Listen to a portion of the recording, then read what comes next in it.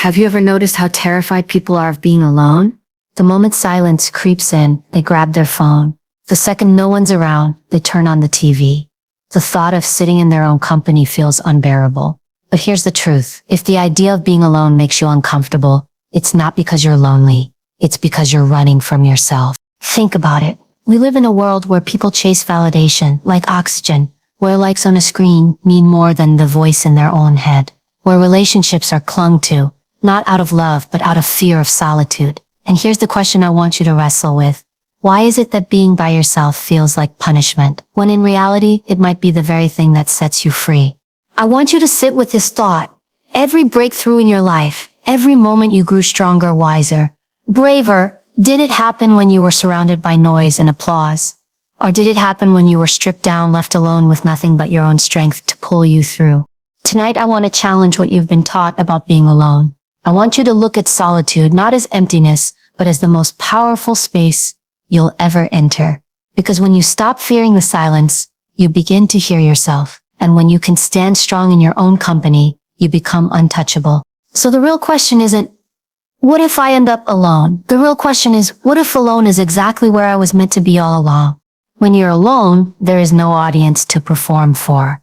There is no mask to wear, no role to play, no expectations pressing down on you from the outside world. It's just you and the truth of who you are. And that truth can be both liberating and terrifying. Most people don't realize how much of their life is spent playing a character. They wake up and instantly step into the version of themselves they think the world wants to see. They behave in ways that keep others comfortable. They speak in ways that win approval, and they mold themselves into shapes that fit into other people's boxes. But when you are finally left alone, all those layers begin to peel away. There's no one left to impress. There's no one left to validate your existence. What's left is raw, unfiltered, and real. That's where discovery begins. The reason so many people avoid solitude is because solitude acts like a mirror. It reflects back everything you've been avoiding. The silence highlights your insecurities, your fears, the wounds you've been ignoring. You can't distract yourself with meaningless chatter or constant noise when you're alone. Instead, you're forced to listen to the voice inside you, the one you've silenced for years. And here's the thing, that voice knows you better than anyone else. That voice knows what you truly want, even when the world has told you to want something else. That voice remembers the dreams you buried under practicality, the passions you dismissed because they didn't fit into someone else's definition of success, the parts of you that you've been too scared to embrace. Alone is where that voice becomes louder, and you finally have the choice, will you listen or will you keep running? Think about it like this. If you've spent your entire life in a crowded room, you begin to lose the sound of your own heartbeat. You're so used to the noise of others that you forget you even have your own rhythm.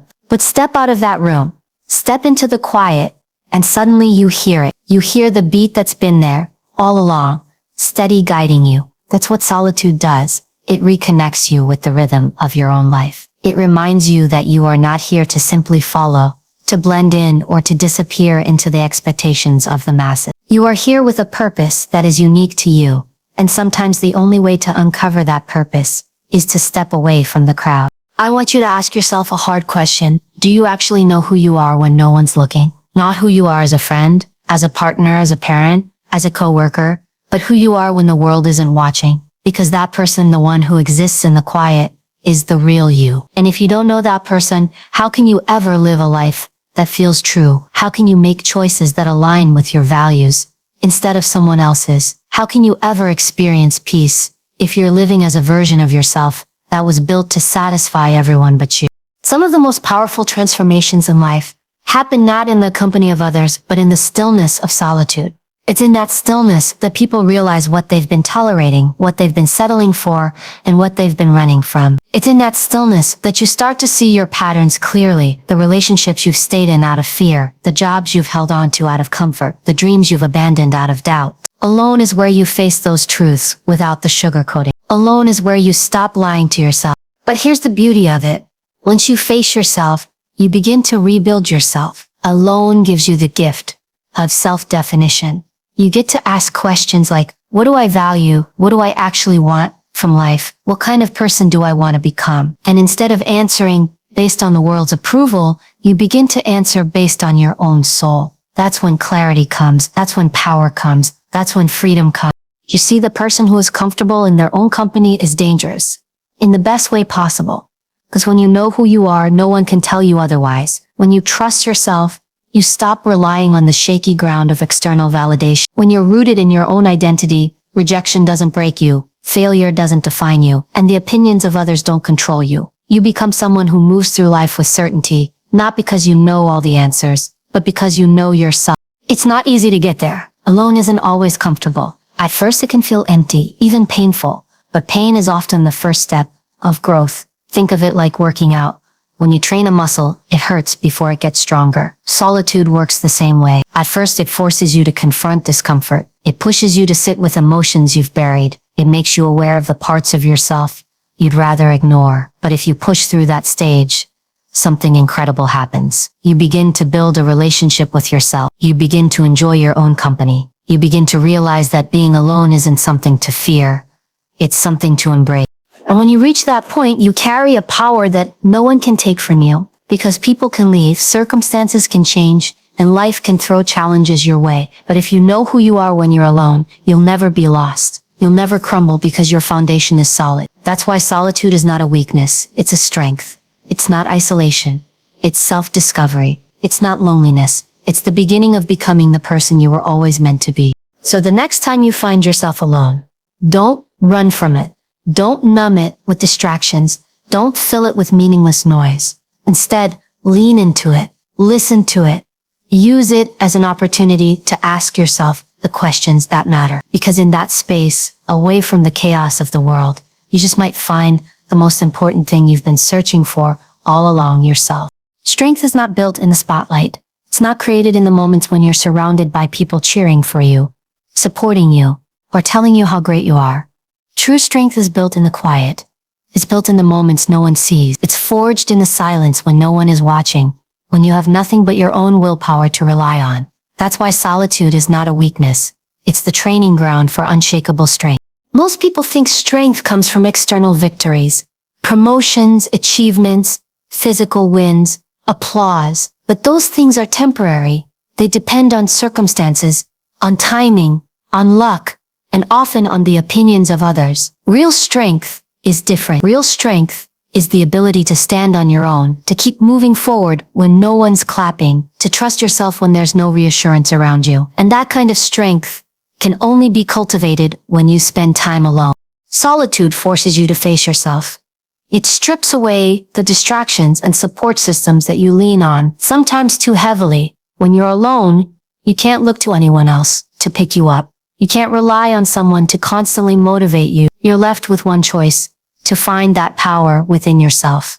At first, it can feel brutal. It can feel like the ground is being pulled out from under you. But that's exactly what makes it powerful. Because in those moments, you begin to discover that you are capable of carrying yourself. You are capable of finding strength in your own voice, your own choices, your own resilience. Think of solitude like a gym for your soul.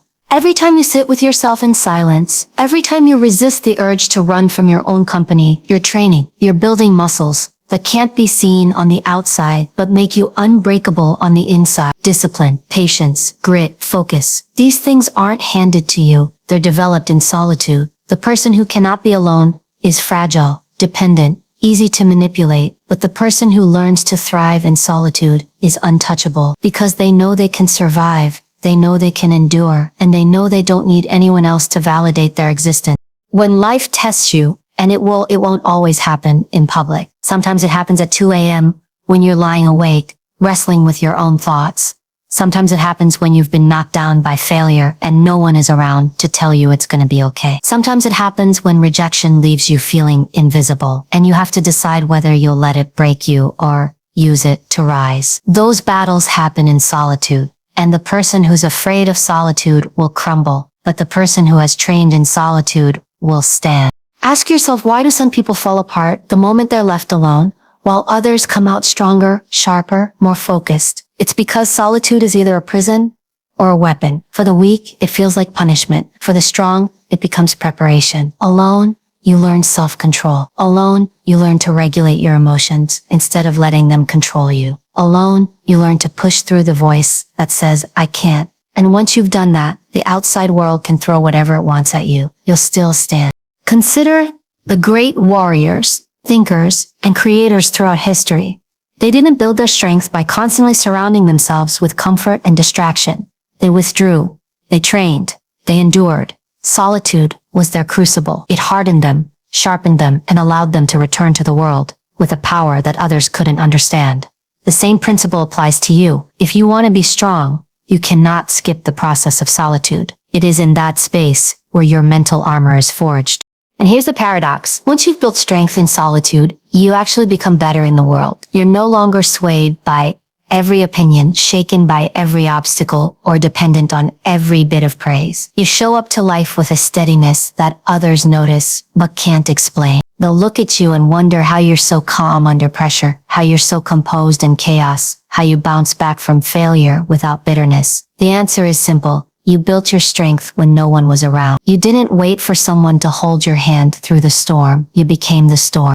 Of course, solitude doesn't always feel like strength at first. Sometimes it feels like emptiness. Sometimes it feels like loneliness. But if you can endure those moments without trying to escape them, something incredible happens. That emptiness transforms into focus. That loneliness transforms into peace. And that stillness, the one you once feared, becomes your greatest source of power.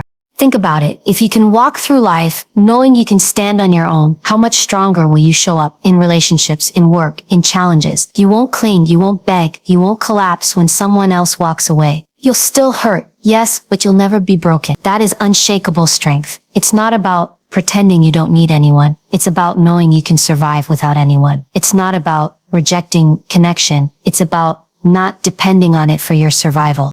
Solitude teaches you resilience in its purest form. It teaches you that you are not fragile, that you are capable of carrying yourself, that your worth is not dependent on constant reassurance. It teaches you that when the lights go out and the noise fades, you are still enough. And when you know that, you walk differently, you speak differently, you live differently. So don't fear the silence. Don't resist the stillness. Step into it. Use it. Let it train you. Because once you've built strength in solitude, there's nothing life can throw at you that you can't endure. You'll stop asking who's going to save me, and you'll start saying, I'll save myself. That is what makes you unshakable. That is what makes you strong.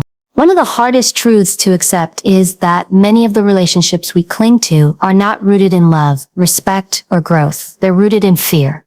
Fear of being alone.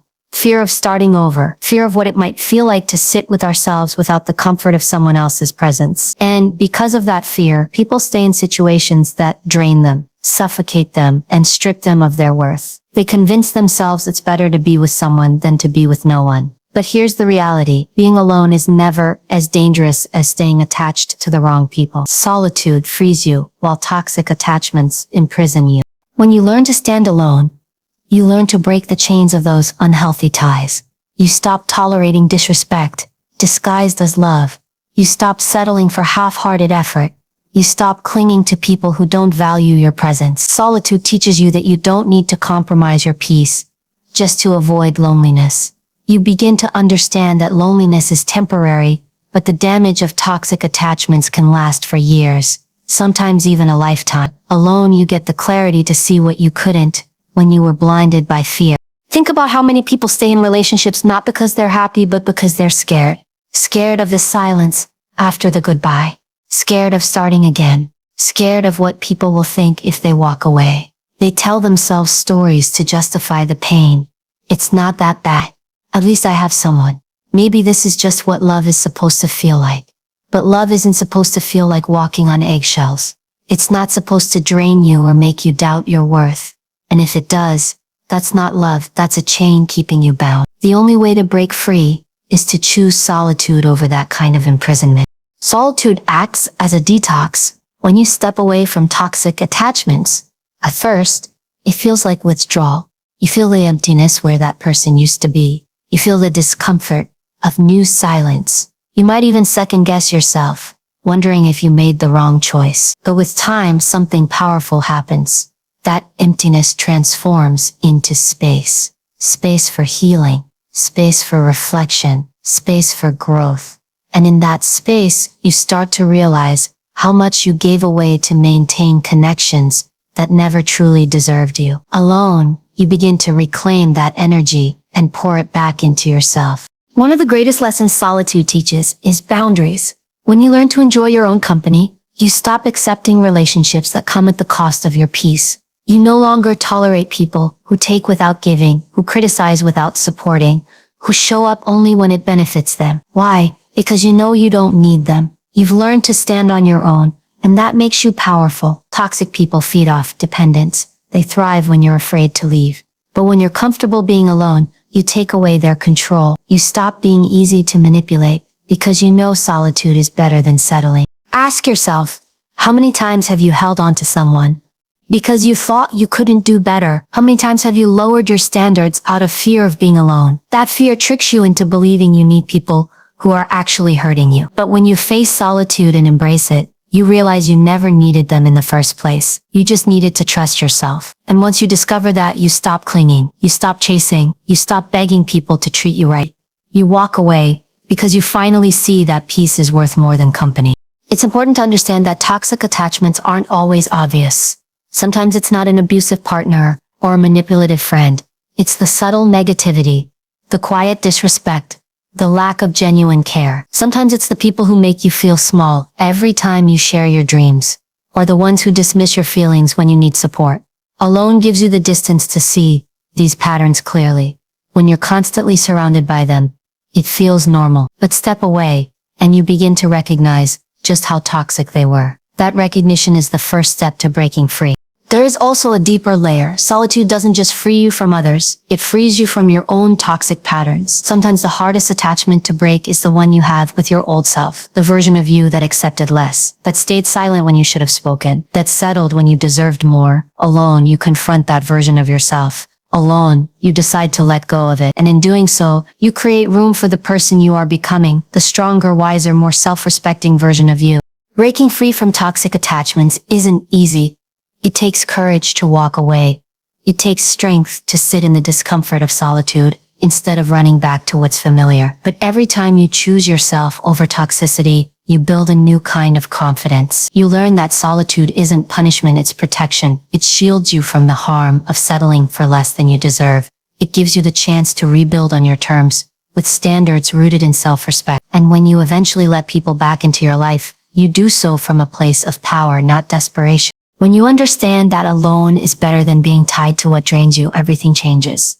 You stop fearing solitude and start embracing it. You stop seeing it as emptiness and start seeing it as freedom. And once you've tasted that freedom, you'll never allow yourself to be shackled by toxic attachments again.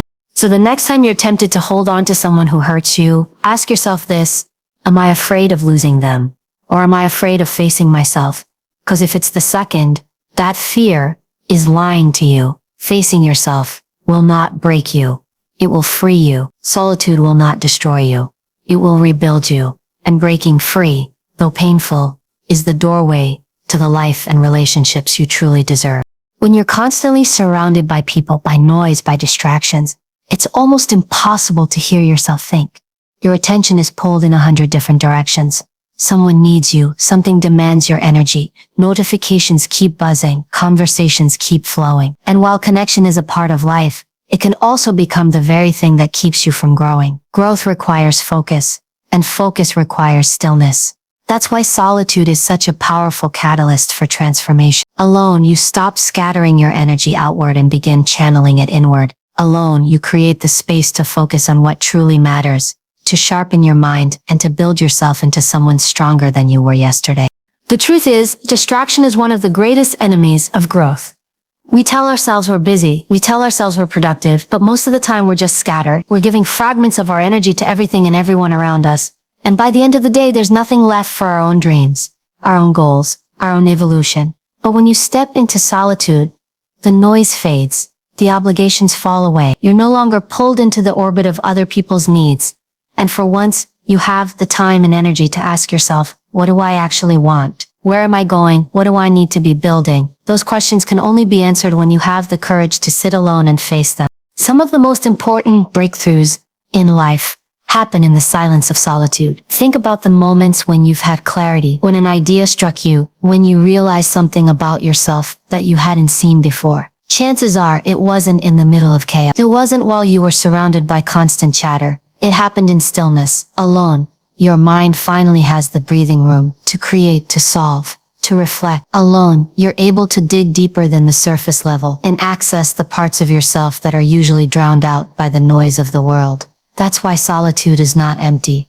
It's fertile. It's the soil where growth takes root. When you choose solitude intentionally, you create an environment for self-discipline. Without others distracting you or validating you, you're left with a simple choice. Will you use your time wisely, or will you waste it? And in making that choice, day after day, you build discipline. You learn to sit down and work on the project that matters. You learn to focus on the skill you want to master. You learn to stop chasing temporary gratification and start building something meaningful. Alone time becomes training time, and that training sharpens you into someone who can focus even when the world tries to pull you off course. Consider the greatest creators, thinkers, and innovators throughout history. They didn't produce their best work by constantly surrounding themselves with distraction. They retreated, they isolated, they carved out solitude so they could think deeply, focus intensely, and create boldly. Their solitude wasn't about escaping the world. It was about preparing something powerful to bring back to it. And the same applies to you. If you want to grow, you need to protect moments of solitude where you can focus, reflect, and build without interruption.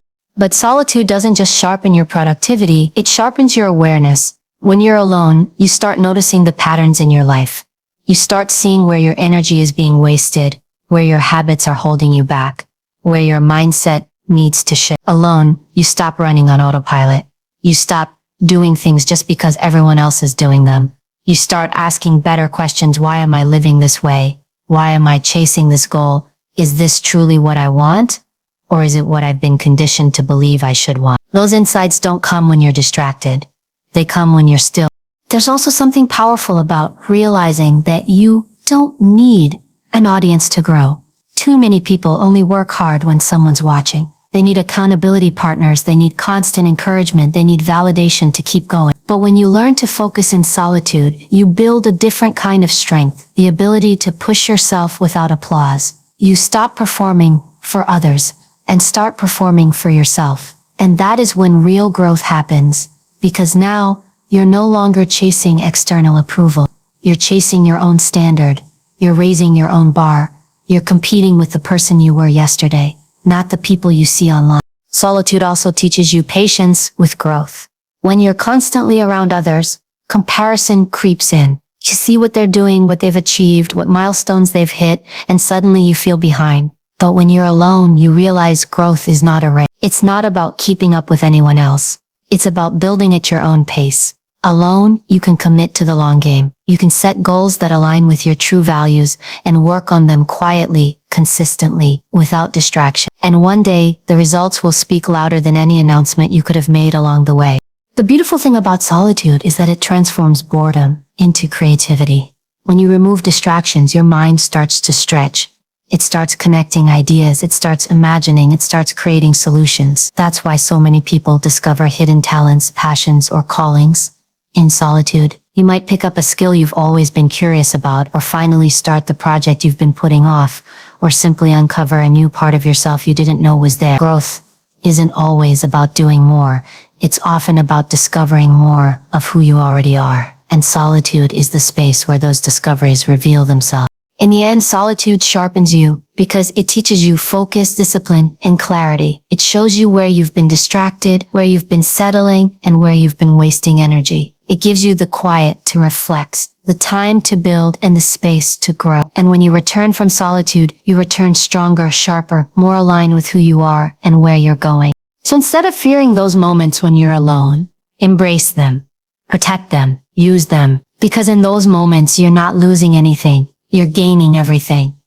Alone is where you stop scattering yourself and start building yourself. Alone is where focus replaces distraction and growth replaces stagnation. Alone is where you sharpen your mind, strengthen your will, and set yourself on the path to becoming the person you were meant to be. When you think about relationships, most people imagine partnership, connection, togetherness, But what often gets overlooked is this. The quality of your relationships will always reflect the quality of the relationship you have with yourself. And you can't build a strong relationship with yourself if you're terrified of being alone. That's why solitude is so powerful. It doesn't just shape who you are when you stand on your own. It prepares you to show up better, stronger, and healthier in every relationship you enter. When you are comfortable in solitude, you no longer approach relationships from a place of desperation. You're not looking for someone to complete you because you already feel whole. You're not clinging to others for validation because you've learned how to validate yourself. You're not afraid of being abandoned because you know you can stand on your own. That shift changes everything. It means when you enter a relationship, you're there because you want to be, not because you need to be. You're choosing from strength, not from fear. People who haven't learned to be alone often settle for less than they deserve. They accept disrespect, neglect, or half-hearted love because the thought of being by themselves feels worse than mistreatment. They think, at least I have someone, and that belief keeps them chained to relationships that slowly erode their sense of worth. But when you've embraced solitude, you no longer fear that empty space. You see it as peace, not punishment. So instead of clinging to someone who drains you, you're willing to walk away. You raise your standards because you'd rather be alone in peace than together in misery. Solitude also gives you the space to reflect on your patterns. Many people repeat the same mistakes in relationships without realizing it, choosing partners who mirror old wounds, recreating cycles of pain, or seeking people who feed their insecurities. But when you spend time alone, you start to see those patterns clearly. You have the opportunity to ask yourself, why do I keep choosing the same kind of person? What am I really seeking in relationships? Am I looking for love, or am I looking for someone to numb my loneliness? Those are questions you can't answer honestly if you never sit with yourself. Alone, you gain clarity. Alone, you break cycles. Alone, you prepare yourself for something healthier. Being alone also teaches you how to communicate better in relationships. When you know yourself deeply, your values, your triggers, your non-negotiables, you can express those clearly to someone else. You're not afraid to speak up, to set boundaries, to say no when something doesn't align with who you are. And you only learn that self-awareness through solitude. If you don't know what you want, how can you expect someone else to give it to you? If you don't know where your boundaries are, how can you expect others to respect them? Alone time sharpens your understanding of yourself so you can enter relationships with honesty and confidence. Solitude also teaches patience. When you're not terrified of being alone, you don't rush into relationships just to fill a void. You wait, you observe, you allow time to reveal whether someone's character aligns with your values. You're no longer blinded by the fear of emptiness, so you can see people for who they really are. And that patience saves you from heartache, because you're not rushing into connections out of desperation. You're choosing them with intention. And here's the beautiful part. When you finally enter relationships from a place of strength, they feel different. They're lighter. They're healthier. They're not built on fear or neediness, but on respect, admiration, and choice. You don't lose yourself trying to keep someone else happy because you already know who you are. You don't suffocate your partner with insecurity because you've already built security within yourself. You don't demand that they heal your wounds because you've already faced them in solitude. You come into the relationship as a whole person, not as a half looking for completion. And when two whole people come together, that's when relationships become truly powerful. Think of it like this. Solitude is training. It's the time where you learn to stand tall, where you strengthen your foundation, where you prepare yourself for the weight of connection.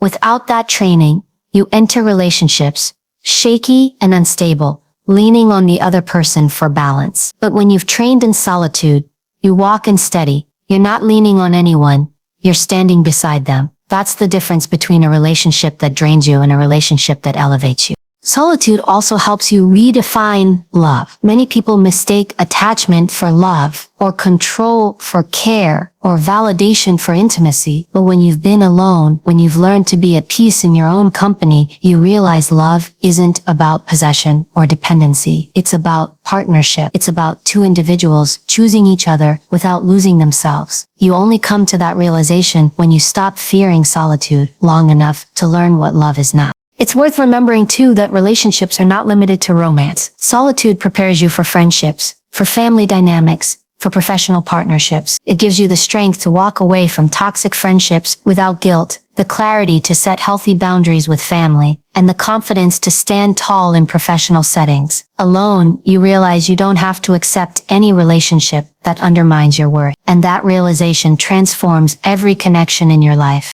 At the heart of it, solitude doesn't make you cold or distant. It makes you capable of deeper love.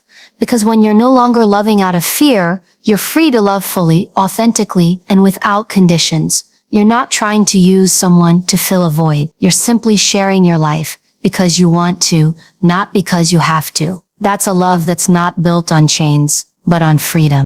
So the next time you catch yourself fearing solitude, remind yourself of this. Every moment you spend strengthening yourself alone is preparing you for the relationships you truly deserve. Alone is where you heal. Alone is where you grow. Alone is where you raise your standards so high that when you finally meet the right people, you'll recognize them instantly, not because they complete you, but because they complement the person you've already become. At the end of the day, being alone is not a curse. It's a gift. It is the ground where you discover who you really are, the crucible where your strength is forged, the doorway out of toxic attachments, the sanctuary where your focus sharpens and your growth accelerates, and the preparation for the kind of relationships that actually honor your worth. Alone is not loneliness. Alone is clarity. Alone is power. The world will try to convince you that your value comes from who stands beside you, who chooses you, who validates you. But the real truth is this: your value has never depended on anyone else. It has always been yours. And when you finally stop running from solitude, you claim it. You stop begging for scraps of attention and start demanding the respect you deserve. You stop chasing what doesn't serve you and start building the life that does. So the next time you find yourself alone, don't see it as emptiness. See it as a beginning. See it as a chance to rise. See it as the moment you stopped waiting for someone else to make you whole and decided to stand whole on your own. Because once you do that, you are no longer afraid of who leaves, who stays, or who notices. You become untouchable. Remember this: being alone is not the end of your story. It is the moment you pick up the pen and begin to write it for yourself. And when you can stand strong in your own company, you will never again settle for less than you deserve. That is freedom. That is power. That is why you are better off.